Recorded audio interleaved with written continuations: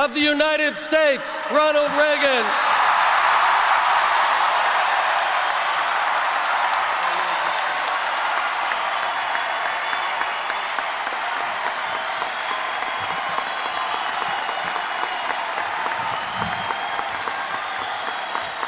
Thank you.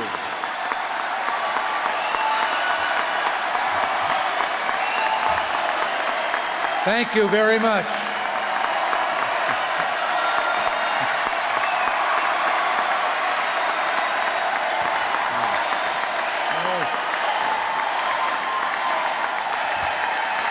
Thank you.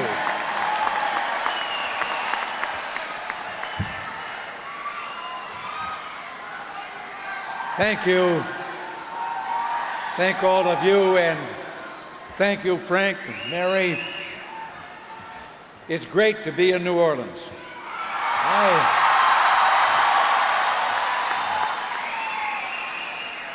I always feel at home here in Louisiana because, I'm the fellow that talked Tom Jefferson into buying it. I'm really looking forward to tomorrow night in the Superdome. It's going to prove something I've always suspected, that when I finally got to the home of the saints, it would be filled with Republicans.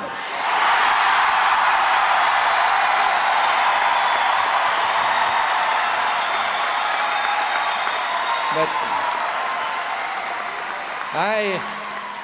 I can understand the opposition rejecting New Orleans as their convention city, though. They really would have had trouble readjusting here. After all, they think the Sugar Bowl is located in Washington and is known as the United States Treasury.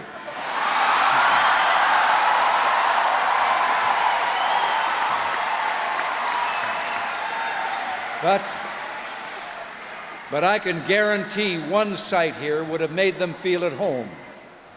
We Republicans love our bandwagon, but all that other party's got is a streetcar named Desire.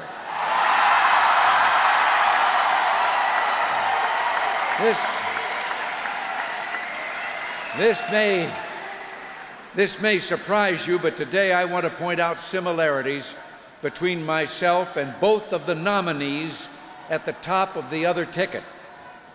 You see, in one way, I'm just like their vice presidential nominee.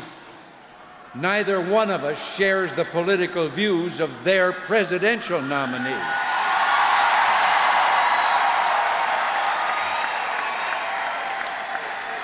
Though come to think of it, I do have one thing in common with the fella at the top of their ticket. Come this January, neither one of us will be holding a federal office.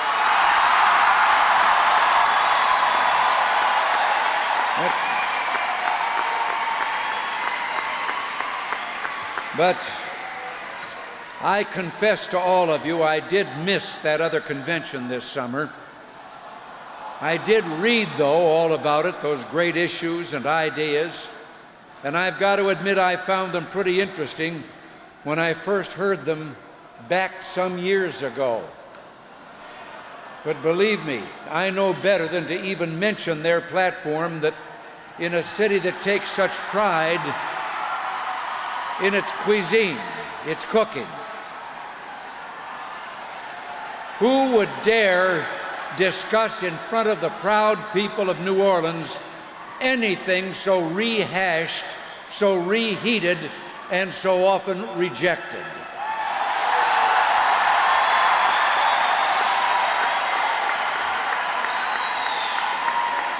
But ladies and gentlemen, the truth is that platform was one of the most artful dodges in American political history. It was an outright refusal by the liberal leadership of the other party to level with the American people, to deal with the issues, to tell the American people, especially independents and rank-and-file Democrats, what the liberal leadership really has in store for us should they be victorious. And they gave us one huge glaring clue to all that when they said at the Atlanta Convention this was a campaign about competence, not ideology. Now, let's be honest. If this really were a campaign about competence, if this really were a battle of the resumes, I just happen to think that the former captain of the Yale baseball team, the youngest flyer in the Navy with 58 combat missions, the former Texas Wildcatter who turned down a soft job on Wall Street to make his own way, the former member of the House of Representatives from Texas, the former Republican national chairman, hang on, there's more, the former ambassador to the United Nations, the former de facto ambassador in China, the director of Central Intelligence, and the current Vice President of the United States.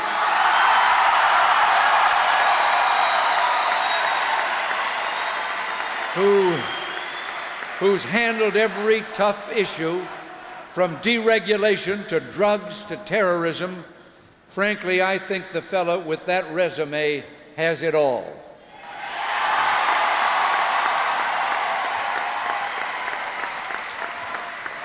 So,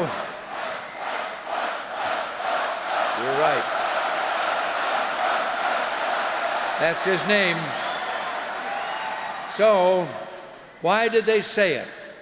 Well, you see, when they came right out at that convention and said this is a campaign not about ideology but about competence, they were really telegraphing their greatest weakness, the very thing that worries them and their advisors most, to every state in the Union, to every voter in America.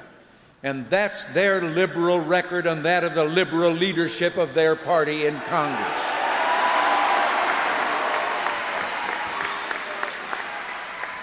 They know what they intend to do once in office, but they don't want the American people to find out until after the election.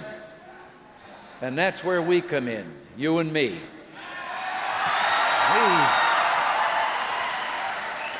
We Republicans know the truth. That convention in Atlanta was the biggest masquerade since last year's Mardi Gras here in New Orleans.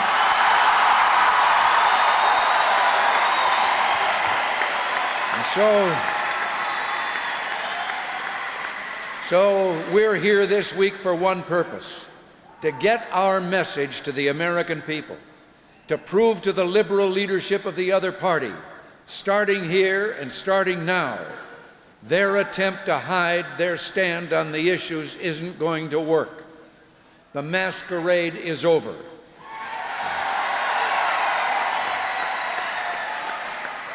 The stealth candidacy has to come out from cover. It's time to talk issues, to use the dreaded L word, to say the policies of our opposition and the congressional leadership of his party are liberal, liberal, liberal.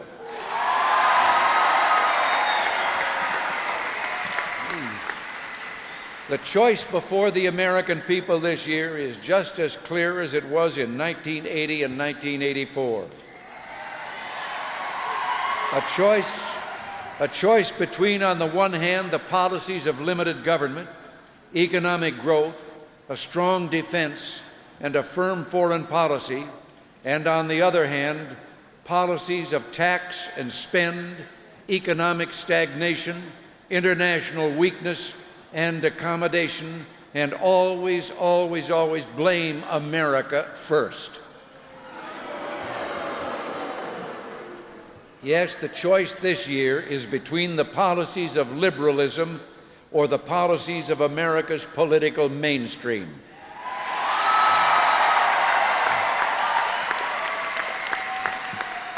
But you and I understand that just having Republicans know all this isn't good enough.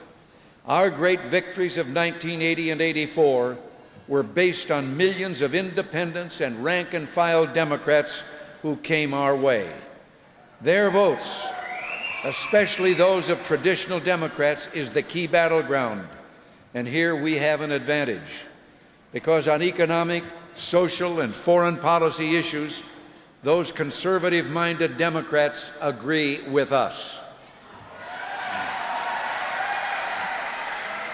And you know, some people, and I've been a little flattered by this, refer to this group as Reagan Democrats. Well, if it's true that I have an in with those Democrats, here's what I want to say to them today, and what I hope you'll say to them when you get back home.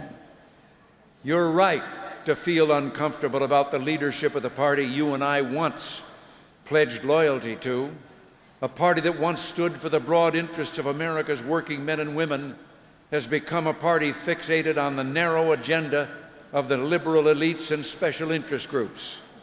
The power of liberal pressure groups in the party has grown so great that the rest of their candidates this year, the ones who voted for strong defense or tax cuts, didn't even dare to get into the primaries. Yes, I would say to rank-and-file Democrats, a once proud party of hope and affirmation has become dominated at the top by strident liberalism and negativism.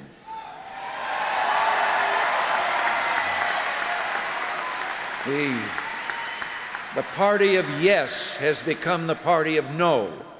No to holding the line on taxes, no to spending cuts, no to the line item veto, no to the balanced budget amendment, no to the death penalty, no to tough-minded judges, no to enterprise zones, no to the school prayer amendment, no to the right to life, no to adequate defense spending, no to a strategic defense system that protects America from nuclear missiles, Central America, no to help those for fighting for keep Central America safe from communism,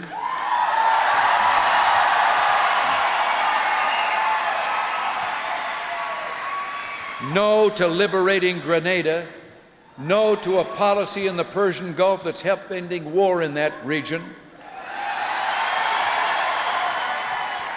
no to a negotiating stance that has brought us the first nuclear arms reduction treaty in history,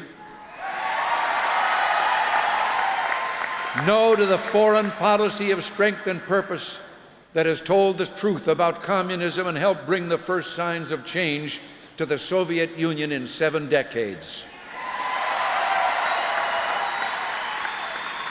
And I would also say to those rank-and-file Democrats, in all these ways, the liberal leadership of your party has been saying no to you. And now it's time for you to start saying no to them.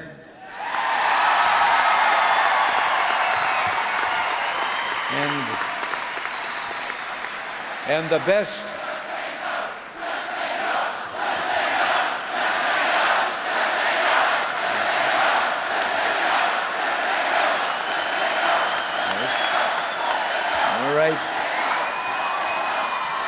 But the best way to do that is by saying yes to George Bush and yes to a new Congress.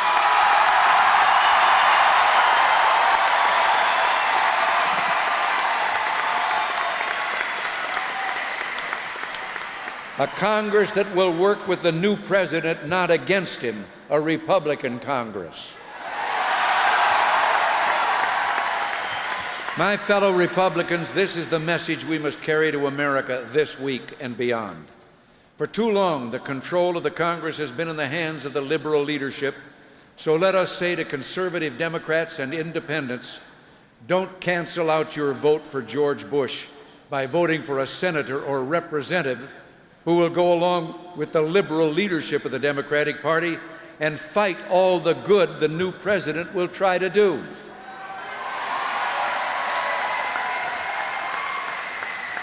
But even beyond that, my fellow conservatives, beyond identifying our sharp differences on the issues and exposing the opposition's attempt to hide its liberalism, there's something else we have to do.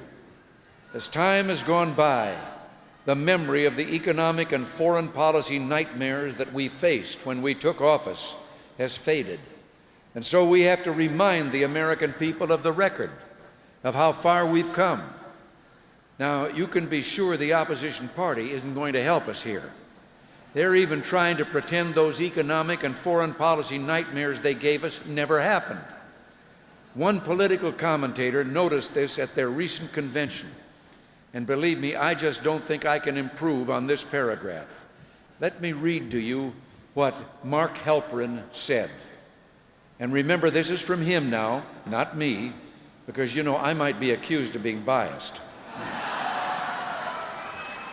After 8 years of Ronald Reagan, a dozen new or incipient democracies in South America, the Philippines and South Korea, after Russian or proxy withdrawal in process in Afghanistan, Angola, and Cambodia, the winding down of the Iran-Iraq war, half a dozen treaties and summits with a marvelously chastened Soviet Union, after the longest peacetime economic expansion in American history, record employment, and a 2-point drop in the unemployment rate,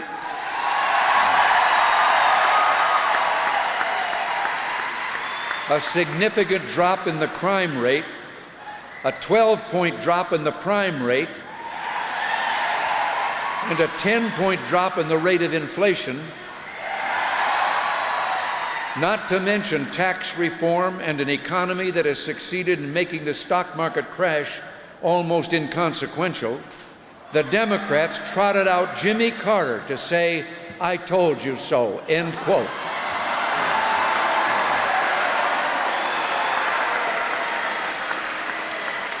And you know something?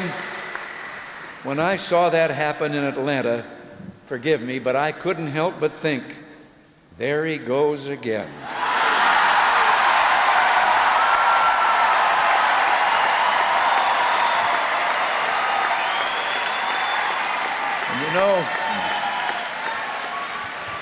And you know, we didn't just see at that convention the desire to forget about the record of chaos their policies gave America in the 70s.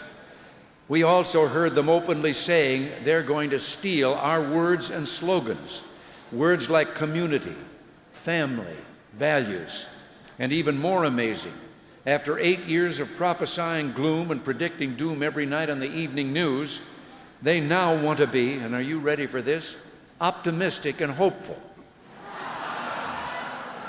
You know, that reminds me of a little story. It's about Mark Twain. One dark day, Mark Twain went through shirt after shirt after shirt and just couldn't get one with all the buttons on it. And finally, losing his patience, he flew into a rage and then used a string of some very choice words. And then, as the story is told, when he's through, he turned and was startled to see his wife standing in the doorway. Carefully, slowly, and without a trace of emotion, she repeated every naughty word just uttered by her husband. That took several minutes. And when she was through, she stood impassive in silence, hoping her display would shame Twain. Instead, there was a twinkle in his eye. He said, "My dear, you have the words, you don't have the music."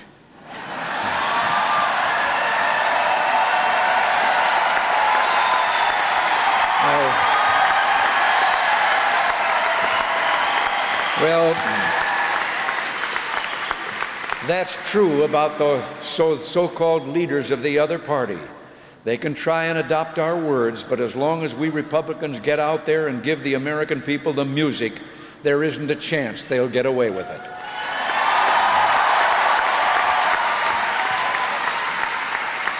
So that's the job ahead of us. And you tell me, when the liberals try to tell the American people they won't raise taxes, but fail to mention the new spending programs they've promised every liberal special interest group in Washington, are we going to stand by and let them get away with it? When the liberal leadership tries to portray themselves as the newly ordained champions of law and order, but forgets to mention they've given a virtual veto power over the Supreme Court appointments, to fellow liberals like the Civil Liberties Union, I'm with you. Are we going to stand by and let them get away with it? When the liberal leadership tries to tell the American people that they're the party of peace, but forgets to admit they jeopardized the chance for peace and tried to tie my hands in arms negotiations by favoring a nuclear freeze, cutting defense, and gutting SDI, are we going to let them get away with it? I thought you might object. You know, when they start using our words and slogans and then try to tell us that's how they're going to make the American people vote for them in November, it reminds me of that little kid at school who the day after getting his reports card went back to school and said, "Teacher, I thought somebody should warn you. My dad says that unless my math grades go up, somebody's going to get a whipping." You know what? They're right about one thing. The American people, just like that young fella's dad, really are in a mood to settle some important questions this November. And it won't be President Bush and a new Republican Congress, but those liberals from the other party that the American people take out behind the barn.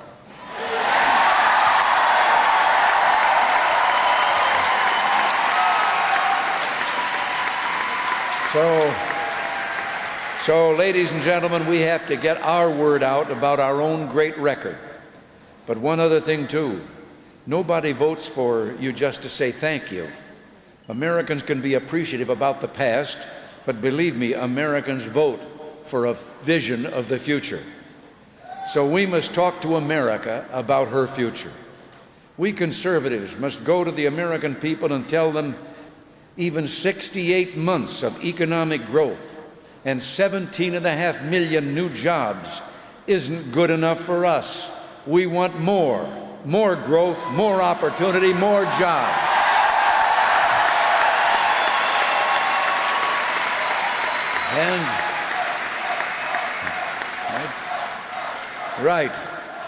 And we intend to ensure this kind of economic prosperity right through the 90s and into the next century by guaranteeing the federal government can never again spend and tax the American people into another economic nightmare. We'll do it by passing the line item veto, the balanced budget amendment,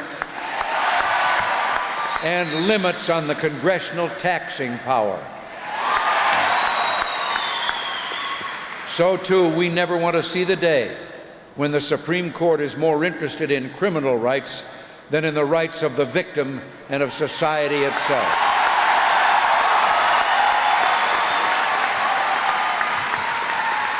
You know, the next president may have the opportunity to appoint 3 and possibly 4 new justices shortly after taking office. We want to tell the American people what it will mean for their future if it's George Bush making those appointments. And finally, there is this one last issue. Yes, more important than even all the other crucial matters I've discussed with you today. Ladies and gentlemen, when we were together in Detroit in 1980 and Dallas in 1984, I wonder how many of us could really have believed then that so many of our fondest hopes and dreams for America would come true.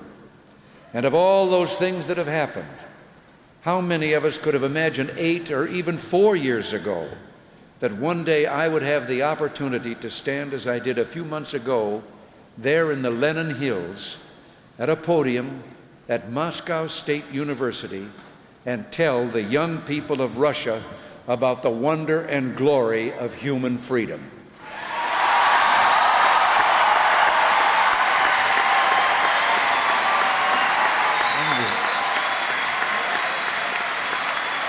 And here's the crux, the heart of the matter. With the beginnings of change we've seen in the Eastern Bloc, and with the development of concepts like SDI that destroy weapons, not people, it is just possible that we have a chance now to end the two great nightmares of this century and give our children a future free of both totalitarianism and nuclear terror.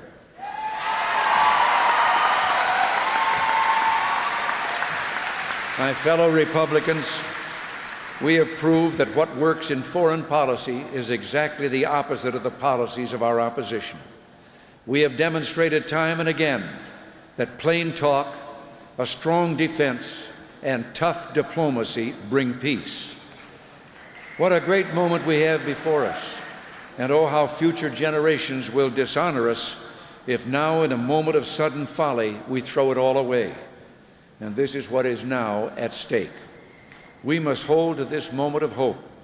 And I tell you with every ounce of energy and every fiber of my being, only electing George Bush President of the United States can accomplish that.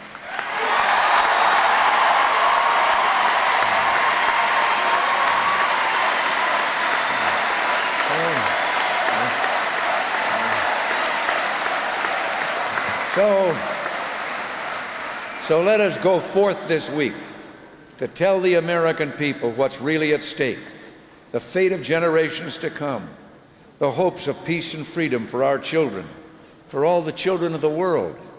Don't let anyone tell you this is just another campaign. Don't let anyone tell you that we're just good administrators out to renew our management contract. Instead, remember this. This isn't a campaign, it's a crusade for America's future.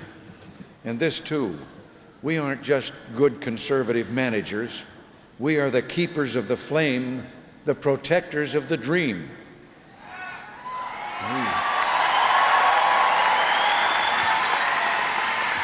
The American dream that someday freedom will be the blessing and birthright of every people in every nation across God's greening earth. This is a dream worth protecting, and one, believe me, that needs protecting. Protection from those who would squander it away with special interest spending, for those who would tax the American people into servitude, those who would make leniency, not justice, the hallmark of our courtrooms, and those who would risk a Soviet base camp in Central America, those who would cut defense or end SDI or return us to weakness and accommodation abroad. No, my fellow Republicans, this is not the future our fellow Americans want. So let us go to the American people. Let us tell them of our vision of the future we offer, a future of economic growth and opportunity, and democratic revolution and peace among nations. And let us remind them, too, of America's destiny, of our great calling as a people.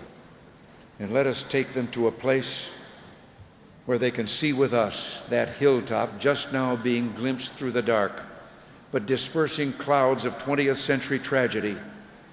Let us help them look from there upon that shining city we have seen and labored for and loved so long. A city aglow with the light of human freedom, a light that someday will cast its glow on every dark corner of the world and on every age and generation to come. My fellow Republicans, America needs the strength, the vision, and the true grit of George Bush.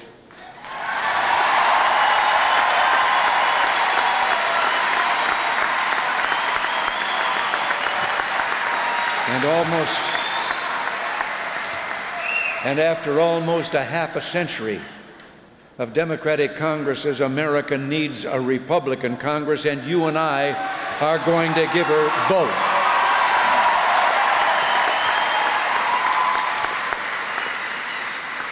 Let's do this for America. Thank you, and God bless you all.